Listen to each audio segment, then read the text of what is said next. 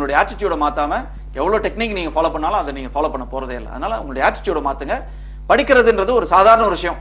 உங்களுக்கு சாப்பிடுறது, சினிமா பார்க்கறது எவ்வளவு உங்களுக்கு இன்ட்ரெஸ்டா இருக்கோ அதே மாதிரி படிக்கிறது அதை விட ரொம்ப இன்ட்ரெஸ்டான ஒரு விஷயம் அப்படின்னு நீங்க மனசுல நினைச்சிட்டீங்கன்னா நிச்சயமா உங்களால படிக்க முடியும். ஒன்றும் கிடையாது. சில வந்து கேரக்டர்ஸ் மாதிரி கூட கொண்டு வந்துடலாம். இப்போ வந்து பாத்தீங்கன்னா ஒரு படம் பார்த்தாரு, இந்த படத்துல இந்த கேரக்டர்ஸ் இது பண்றாங்க, அடிதடி குத்து லவ் ஸ்டோரி இது பண்ண அது மாதிரி தான் ஒரு பாடத்துல வந்து இதுதான் கேரக்டர், இதுதான் முக்கியமான ஹீரோ, இவர் தான் ப்ரொட்டகனிஸ்ட், அந்த மாதிரி நம்மளே வந்து ஒரு கேரக்டரை கூட உருவாக்கலாம். ஏன்னா படத்துல உங்களுக்கு இன்ட்ரெஸ்ட் வந்து அதே கூட நம்ம படிப்புல நம்ம மிக்ஸ் பண்ணிக்கலாம். அதே மாதிரி பாடல் வழியாக, விளையாட்டு வழியாக, கதைகள் வழியாக, நான் சொல்ற மாதிரி இது மாதிரி கற்பனை, அளவுக்கு அதீத கற்பனையை நீங்க பயன்படுத்தி நீங்க படிச்சுக்கலாம். அதனால நீங்க நினைக்கிற மாதிரி படிக்கிறதுன்றத மிகப்பெரிய ஒரு சிக்கலா நீங்க பார்க்காம இந்த சின்ன ஒரு பிரச்சனைக்கு நான் என்ன மாதிரி டெக்னிக் நான் ஃபாலோ பண்ண போறேன் அப்படின்றத மட்டும் நீங்க தேர்ந்தெடுத்தா போதும். நீங்க முக்கியமான விஷயம் சொன்னீங்க. நீங்க ஐ கேன், ஐ வில், என்னால் முடியும், என்னால் எதையும் சாதிக்க முடியும். நிறைய பேர் வந்து சொல்றாரு என்னால் முடியலன்னு சொல்லிட்டு தான் இவர் சொல்றாரு. ஆனா நிறைய பேர் சொல்றாங்க உங்களால வந்து ஏதாவது நீங்க ஆசை பண்றீங்களா? ஒண்ணும் கிடையாது. நீங்க வந்து மேத்தமேட்டிக்ஸ்ல ரொம்ப வீக்கா இருக்கிறீங்க, ஒண்ணும் கிடையாது. நீங்க வந்து நான் வந்து இந்த முறை வந்து காலாண்டு இல்ல அரையாண்டுல வந்து மேத்தமேட்டிக்ஸ்ல 100க்கு 100 வாருன்னு சொல்லிட்டு எழுதி நீங்க உங்க முன்னாடி ஒட்டிக்கிட்டு காலையில் ஒவ்வொரு எழுந்து அதை பார்க்கும்போது விஷுவலைஸ் பண்ணும்போது இல்ல மேத்தமேட்டிக்ஸ் சம்பந்தமான விஷயங்களை வந்து கொஞ்சம் நீங்க ஆரம்பம் செலுத்தும் போது இந்த மாதிரி கணக்கு ஒன்றும் கிடையாது. 10 ரூபா கொடுக்குறோம், 2 ரூபாய்க்கு வந்து வாங்குறோம், 8 ரூபா, இந்த மாதிரி சில விஷயங்கள் வந்து பேசிக்கா நம்ம வந்து சில விஷயங்களை வந்து கணக்குன்னு அதையே யோசிக்கும் போது தானா எல்லாமே வந்துடும் அப்படின்றாங்க. ஆமா, அதுதான் நம்ம என்ன சொல்லுவோம்னா don't just see things, visualise பண்ணி பாருங்க. ஃபார் எக்ஸாம்பிள் நீங்க அந்த இந்த விதவிதமான ஸ்டன்ட்ஸ் எல்லாம் பண்றதை நீங்க பார்த்திருப்பீங்க. விதவிதமான ஸ்டன்ட்ஸ் பார்த்திருப்பீங்க. திடீர்னு வானத்துல எகு குச்சி தொடர்ச்சி இப்படி திரும்பி அப்படி திரும்பி ஜாலங்கள் எல்லாம் பண்ற மாதிரி பார்க்கறதுக்கு ஆச்சரியமா இருக்கும். எப்படி இவங்க எல்லாம் அப்படி பண்றாங்க அப்படின்னு சொல்லி பாத்தீங்கன்னா அவர்களுடைய பயிற்சிகளை நீங்க எடுத்து பாத்தீங்கன்னா இப்படிதான் பண்ணுவாங்க. முதல்ல மனசுல விஷுவலைஸ் பண்ணுவாங்க என்ன நடக்கணும் அப்படின்றது. விஷுவலைஸ் பண்ணதுக்கு அப்புறமா அதை நிகழ்வுல செஞ்சு பிராக்டிஸ் பண்ணுவாங்க. இதுதான் விஷயம்.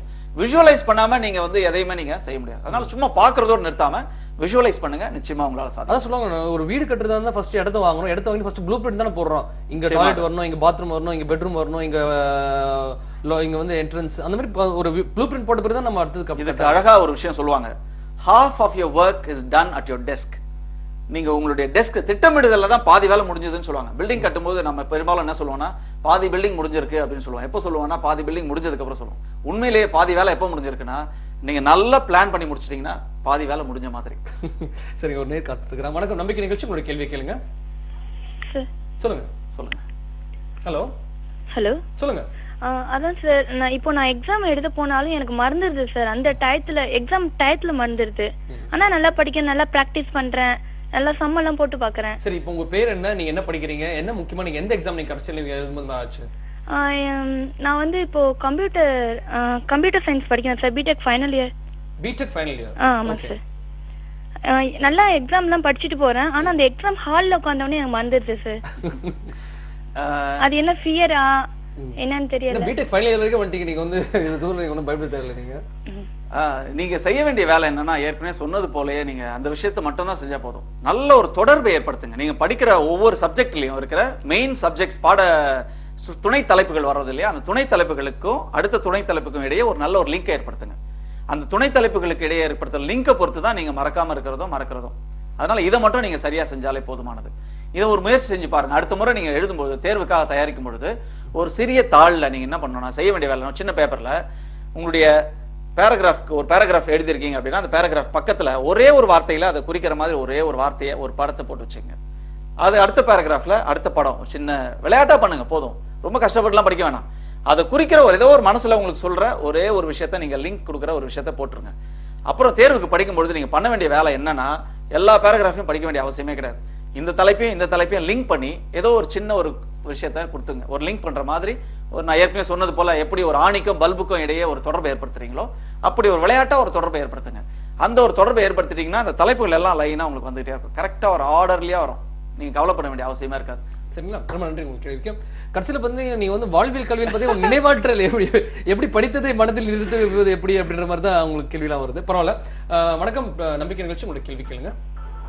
சொல்லுங்க. ஹலோ சார், என் பேர் அப்துல் ரஹ்மான். சொல்லுங்க சார், என் பையன் வந்துட்டு ப்ரீகேஜி படிக்கிறான். Hello sir. சொல்லுங்க, கேட்டுதான் இருக்கிறோம். சொல்லுங்க. ஹலோ சார், பையன் வந்து ப்ரீகேஜில இருந்து இப்போ எல்கேஜி போயிட்டான். சரிங்க. போயிட்டு அவன் என்ன பண்றான், இப்ப போனா கூட கிளாஸுக்கு போனா கூட வந்துட்டு எனக்கு தெரியல, எனக்கு எழுத வரல அப்படின்னா வந்து கேள்வி பதில் சொல்றான் எல்லாத்துக்கும். அதுக்குதான் சார்ட்ட கேட்டா அது என்ன டீட்டெயில் கொடுக்கணும். முதல் விஷயம் நான் சொல்ல விரும்புறது என்னன்னா, உங்களுடைய மகனுக்கு போதிய விளையாட்டு நேரம் இருக்கான்னு முதல்ல பாருங்க. எப்போதுமே நேரடியா அவங்களோட பிரச்சனைகள் நேரா அதுதான் பிரச்சனை அப்படின்றத எடுக்காம வாழ்க்கையில் இருக்கிற மற்ற பிரச்சனைகள் அவன் என்ன சந்திச்சுட்டு இருக்கான்னு பாருங்க. அந்த பிரச்சனை தீர்வு கொடுத்தீங்கன்னா தானா படிக்க ஆரம்பிச்சிருவான். உங்கள் மகன் சில நேரத்தில் சின்ன பசங்களை பாத்தீங்கன்னா வெண்மை நம்மளை பழி வாங்குவோம், பெரியவங்களை நம்மளை பழி வாங்குவாங்க. எப்படின்னா நம்முடைய தேவைகளை புரிந்து கொள்ளாத இந்த பெற்றோருக்கு நம்ம தொல்லை கொடுக்கணும் அப்படின்னா ஒரு சின்ன பையன் இயல்பாகவே நினைக்கிறது வழக்கம். ஏன்னா ரொம்ப கோவம் ஆக்ரோஷமா இருப்பாங்க.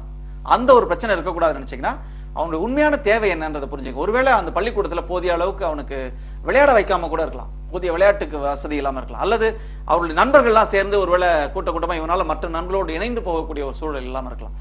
அந்த பிரச்சனையை நீங்க சரி பண்ணீங்கன்னா நிச்சயமாக படிக்கிறதுல நிச்சயமாக ஆர்வம் இருக்கும். ரொம்ப நன்றிங்க. நீங்க சொன்னீங்க வாழ்வியல் கல்வி அப்படின்னு ஆரம்பிக்கும் சொன்னீங்க. ஃபர்ஸ்ட் உடல் ஆரோக்கியம், அப்புறம் உணர்வுகள் சொன்னீங்க.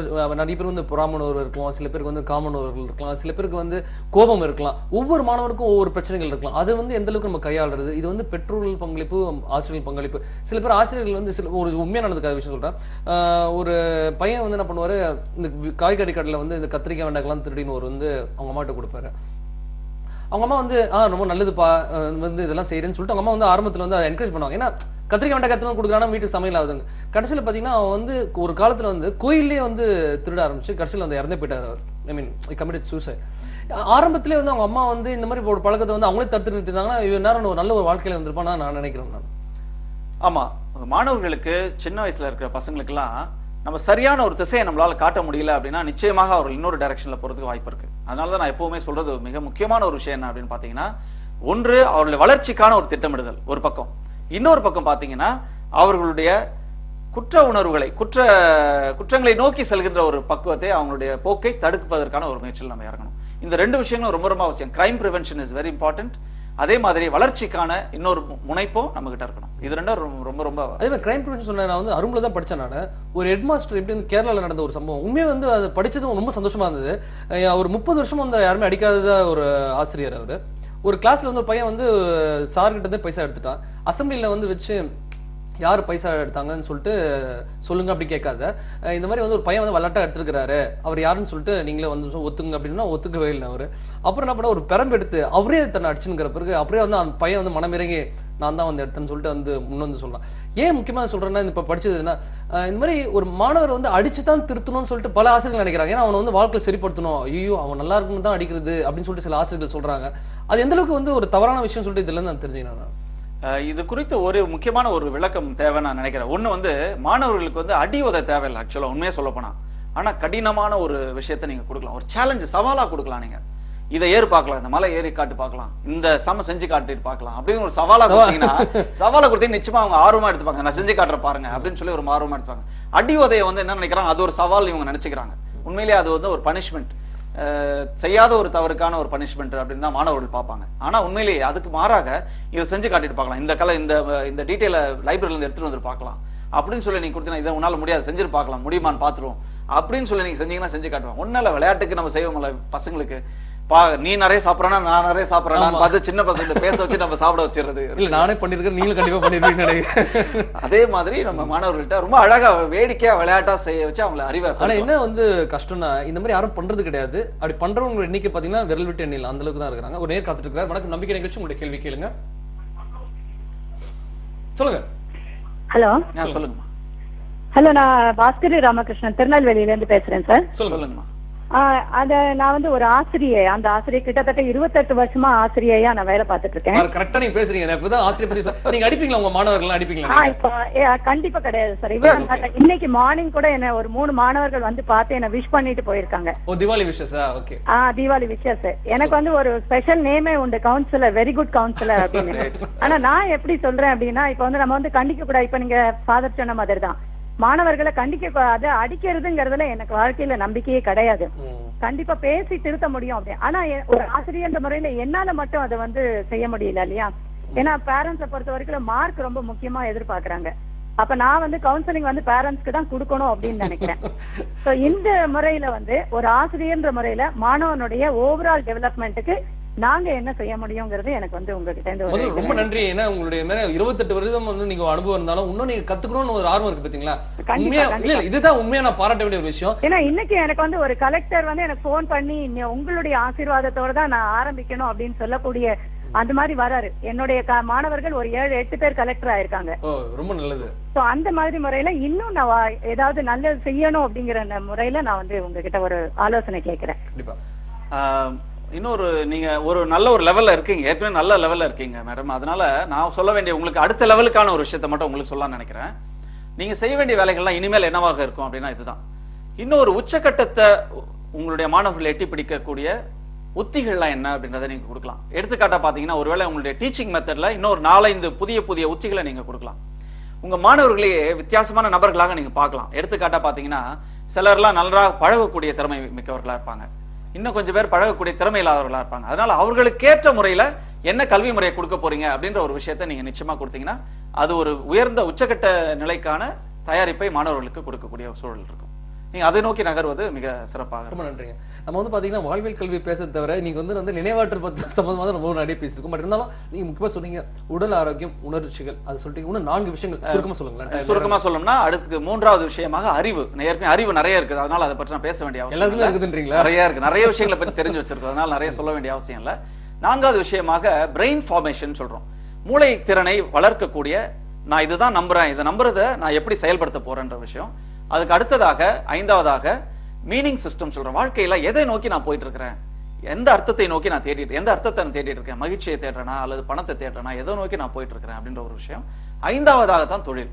ஆனா நம்ம நேரா நம்ம பண்றோம் 2வது விஷயத்தையும் வச்சுக்கிட்டு, அறிவுன்ற ஒரு விஷயத்தையும் நேரா தொழில்ன்ற ஒரு விஷயத்தை மட்டுமே வச்சுக்கிட்டு நம்ம நகர்ந்துட்டு போயிட்டே இருக்கோம். இங்கதான் மிகப்பெரிய ஆபத்து நமக்கு இருக்கு. அதனால இந்த 6 விஷயங்களை நிச்சயமாக நம்ம வாழ்க்கையில கொஞ்சமாவது நம்ம பின்பற்ற ஆரம்பிச்சோம்னா இந்த பயணம் அறிவிலிருந்து தொழிலை நோக்கி போகிற ஒரு பயணம் நல்லா ஸ்மூத்தா இருக்கும். ஆனா நிறைய பேர் நீங்க சொன்ன மாதிரி அறிவுல இருந்து அப்படியே டேரக்டா தொழில் ஜம்ப் பண்ணணும்னு நினைக்கிறாங்க. நடுவுல இந்த இதெல்லாம் யாரும் பயிற்சி எடுக்காதனாலதான் நமக்கு அவ்வளவு சிக்கல்கள் இருக்கு. அதனாலதான் நீங்க பாத்தீங்கன்னா நமக்கு திடீர்னு நிறைய கம்பெனிகள்ல இப்ப ஆள் குறைப்பு செஞ்சுட்டு இருக்காங்க. காரணம் என்ன அப்படின்னா நம்மளால பெர்ஃபார்ம் பண்ண முடியல.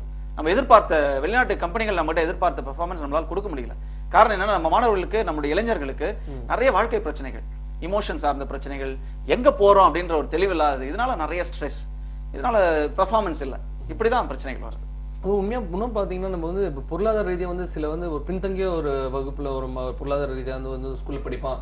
அவங்க வந்து அதாவது பாத்தீங்கன்னா பிரச்சனை வந்து லோ இன்கம்லயும் பிரச்சனை இருக்கும், ஹை இன்கம் குரூப்லயும் வந்து ரொம்ப அந்த மாணவர்கள் வந்து வர பசங்க வந்து பிரச்சனையா இருப்பான். மிடில் கிளாஸ் பசங்க அப்படி இப்படின்னு சொல்லிட்டு இது பண்ணிடுவாங்க. குறிப்பா அது வந்து நகரங்களை கூட ஓகே ஃபாதர், பட் குறிப்பா நான் வந்து சில கிராமப்புறம்லாம் வந்து பார்க்கும்போது அந்த மாணவர்கள்லாம் வந்து ஒரே கிளாஸ்ல வந்து ஒரு 50 பேர் உட்காந்துருக்காங்க. அவங்க எதுக்காக உட்காந்துட்டு இருக்காங்க, என்ன பண்றாங்கன்னு தெரியாத வந்து இருக்கும்போது அது ரொம்ப சங்கடமாக இருக்கும் பாக்குறதுக்கு.